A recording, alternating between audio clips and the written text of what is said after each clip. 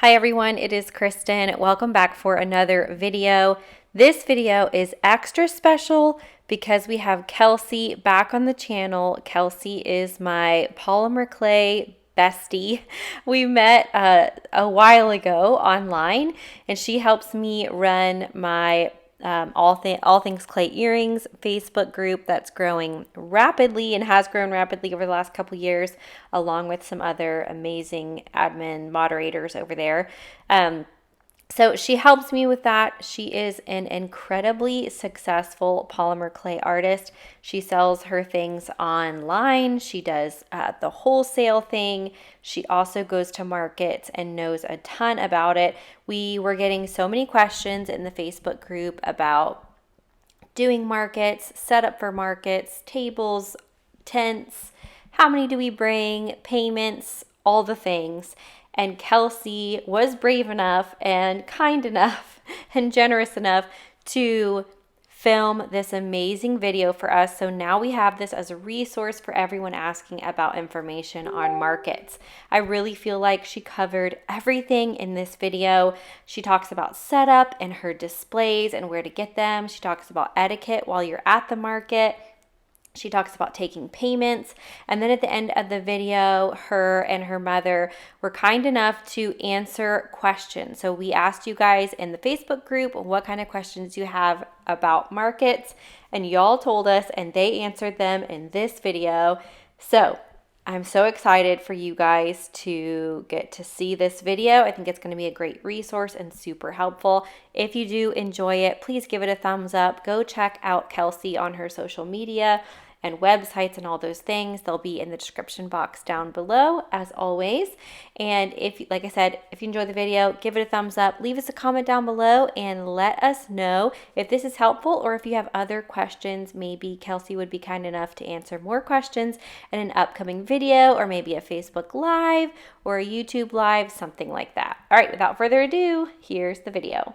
Hi everyone, my name is Kelci and I own Clay by K.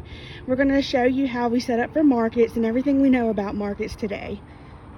So this is Mama Clay by K. Her name is Paige and she's my mama. This is my boyfriend Michael. He's going to help us set up today. So the tent is probably the hardest part of setting up for market. It's better if we have 3 or 4 people here to help us set it up. In this case, I'm just going to let those two do it. So you want to make sure that when you buy your tent, that you definitely try it out before markets. You want to set up in your backyard or something and try to figure out how to do it before the market, so that you're not stuck wasting time at the market before it starts putting it up. So when it comes to tents, you don't want to buy the cheapest or the first tent that you see on Amazon or at your local Walmart. When it comes to tents, you get what you pay for. So you want to make sure you get a tent that comes with weights. And we don't have the weights with us today. Hopefully our tent won't blow away. The slightest breeze will send your tent going all the way down the side of wherever you're set up for market. So you want to make sure you have 70 to 100 pounds in each weight, and each weight is going to go on each leg of the tent. So you'll need 4 of them. You can fill up these bags of weights with sand from your local hardware store or Lowe's or Home Depot. So everything that I use for market is going to be listed in the description box below this video. You can find all the links to what we're using there. I don't have the best tent out there because, you know, we live paycheck to paycheck. So this is the tent that we have. It works for us. Your tent can easily break in the wind. And this is actually the second tent we've had to buy in the 2 years that I've been doing this. So our tent does come with a back wall. That's the only wall it comes with. They do have walls that you can buy on Amazon to add to all 3 sides except for the front, to close off your tent if you wanted to. But I find in my experience, a lot of people don't like walking into enclosed spaces like that. So I like to keep it open and maybe just put down the back wall, and that's it. So typically our tablecloths are ironed, but they are being they're in the process of being washed for our next event, and they will be ironed for our next event. The table runner is from Universal Print on Etsy. That will be linked in the description below as well. I'll also put in the description the size of it. I don't know it off the top of my head. The back of our tables look like this. I'll link the tablecloths in the description below. They're open in the back so that you can stuff your boxes and anything else you use to unload your stuff with underneath it. So we have this tub that we put all of our trays, our business cards, our little stands, our bags, and everything else in.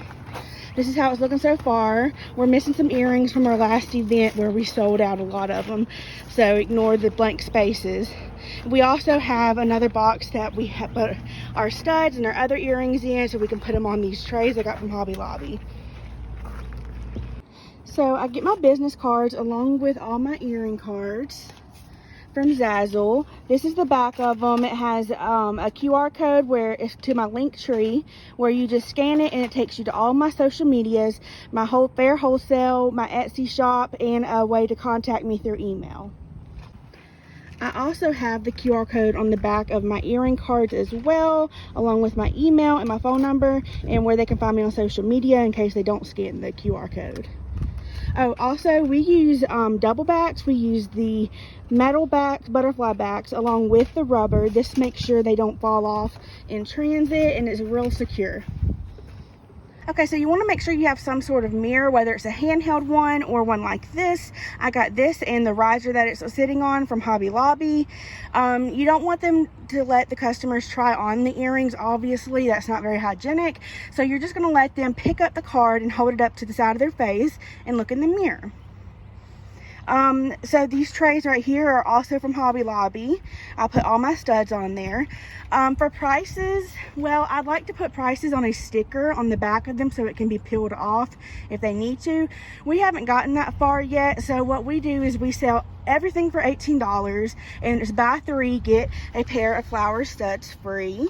You don't have to do that deal, that's what we do, but you definitely don't want to undersell yourself or short yourself for your hard work and your time and all the materials you put into this. So, you know, $18 is on the lower end of clay earrings. That'd be my lowest price for clay earrings, honestly. I think you should price upwards than that. And for studs, we do $10, which is for just one pair. So you definitely want to price your earrings in your, like, what's good for your audience and your market range. We found that $18 is a good price range for us in my Southern Alabama small town. So that's what we do. So displays, you can get this display from the Knotted Grain Co. They have a website. It'll be linked below. Kristen's also going to put up a slide where you can see some of their other displays along with their website name. And they're also giving us a 10% off discount for the viewers that watch this video. We painted ours white. It does not come white. It comes in just a regular wood finish, but for an extra charge they can paint it for you. You can choose between these brass ones or another color. I believe it's silver. And also they can engrave something for you up top. If you want to leave it plain wood, you can see the black engraving up top. We're going to get wooden letters and put CBK up here in wooden letters painted pink. So this display I've had from the beginning. You get to choose what color frame you want on it. We need to fix ours up a little bit, and you get to choose what color backing you want on it. We chose white and baby pink for Clayback K, and you can also buy the pegs from them. The shop is on Etsy. It's called Creations by CM Co, I believe. Kristen's going to put it up here along with some other pictures of other displays she has.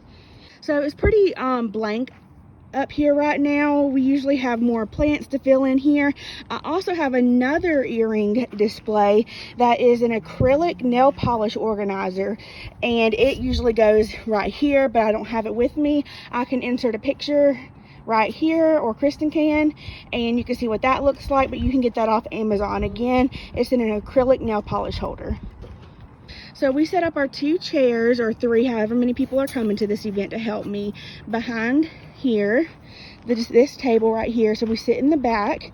So when it comes to market etiquette, you don't need to be sitting the whole time. You need to stand up and greet your customers, of course. And you don't want to eat really while you sit here. I let my mom eat, but they say in the vendor group that I'm in on Facebook that you're definitely not supposed to eat while you're at these events because it's rude. But if you're hungry, you can eat. So when it comes to how many earrings I bring anywhere between 100 to 200 pairs. I've seen a lot of people bring a lot more than that and completely fill up their tables. They'll have 3 tables and they'll completely fill it up. It's up to you how many you want to bring. I've seen people be successful with just bringing between 50 to 100 pairs and still make a lot of money. So it's really about how you price your earrings, and you want them to be good quality, of course. You also want to be able to tell your customers whether or not they're hypoallergenic. So I use all stainless steel and sometimes titanium. Titanium is nickel free. Stainless steel is hypoallergenic, but it is not nickel free. So you want to make sure you can give that information to your customers. So for inventory, as we sell, we take pictures, or there's 2 of us. So one person's completing the transaction using the square card reader. We have the mag stripe reader, but we want to upgrade to the chip reader. The chip reader is better. It comes with more protection for the seller so that somebody can't try to get a refund from square. The mag, if they swiped their card, they're more likely to get a refund than if they used their chip. So anyway, with inventory, the other person will take pictures of the earrings as they sell, and then we'll update it on my Etsy and my Fair as we do that.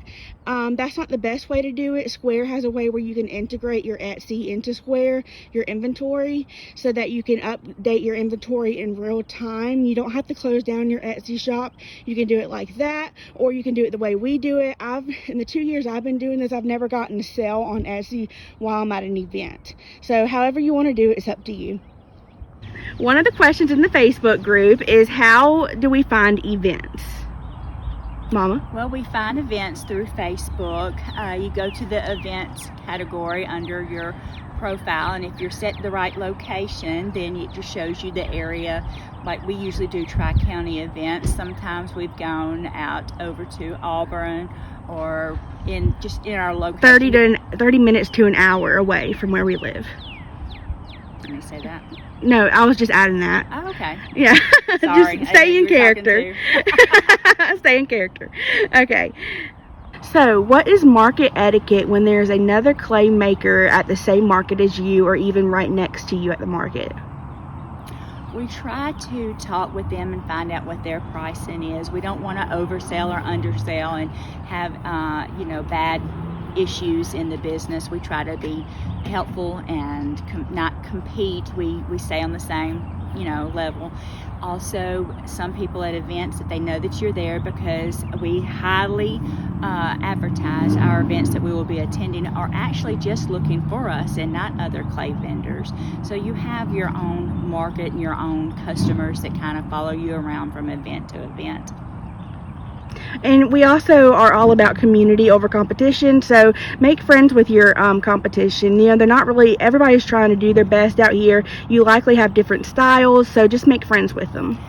There's a lot of times too that we get customers that we really can't please them, or it's not the exact thing that they're looking for. So we have certain people in the area that do custom orders that we refer our customers to as well. So do we engage every customer that walks by?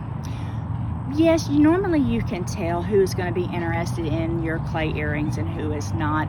There are some people that glance your way and smile, and you're just welcome to smile back. Sometimes we say hello or good morning or good afternoon. You can usually tell who is going to be walking over and who isn't. A lot of times we try to get the men to come on over and buy their person that they're with by enticing them, telling them we have the perfect pair for them, or that we can pick out, why don't you buy your special someone a pair, or come take a look. But you can normally tell who is coming by to purchase from you and who isn't. Okay, so when someone is interested in your earrings and comes over to browse, this is how we greet them, standing up, of course. Go. Hello, welcome to Clay by Kay. All of our earrings are handmade by Kelci, and they are hypoallergenic and very lightweight. Please feel free to pick them up and look at them in the mirror. I'm sure we'll find a pair for you.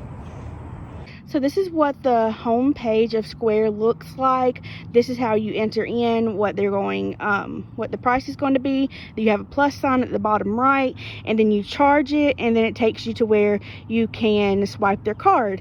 The card reader just goes down here, plugged into your phone like a charger, and you just swipe it from there. For taxes, you're going to go to the more at the bottom right corner. You're going to click on that. And then you're going to go to, let's see, settings, checkout, and sales taxes. You're going to click on sales taxes, and you're going to put in the sales tax that is in your area. So how do we organize our inventory at events? Do we bring several of the same style, and do we organize them by price or by color? We normally bring several of the same style. We bring different colors, usually 2 pair of earrings. If one of them has recently sold, then we bring what we have.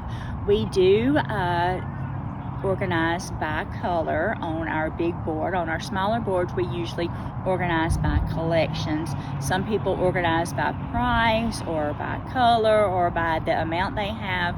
We try to keep our smaller earrings that are not hanging on our boards in the trays where they can be easily accessible and seen. So how do we dress for events? What's the attire? We usually try to dress weather appropriate. We wear capris on hot days. We do have our monogrammed Clay by Kay shirts that we wear and try to dress in the same coordinating colors. We always want to be supporting our business and showing what earrings look like on. So we wear our personal collections. We wear jeans. Sometimes we're in jackets depending on the cold. And we pack up and go home when it starts raining. So what's the difference between outdoor and indoor events, and how do we address the lighting situation as it gets dark at events outside? Well, our indoor events, usually we have 10 by 10 spaces, and most of the events we do, we have 10 by 10 also outside spaces. On the outside, we do bring tents just to shield us from the sun or the weather or the cold and most of the time wind. On our indoor events, we don't have tents. Our setup's basically the same. If we have a less than 10 by 10 space, then we only use one table. Our tables are 6 feet long, and we kind of make them in an L shape to encourage people to browse around the tables. And at our outside events, when it gets dark, we have USB lights that we charge each time and hang them from our tent or set them on our table, and those can be purchased off of Amazon. So how do we ring up customers at events and bag their earrings?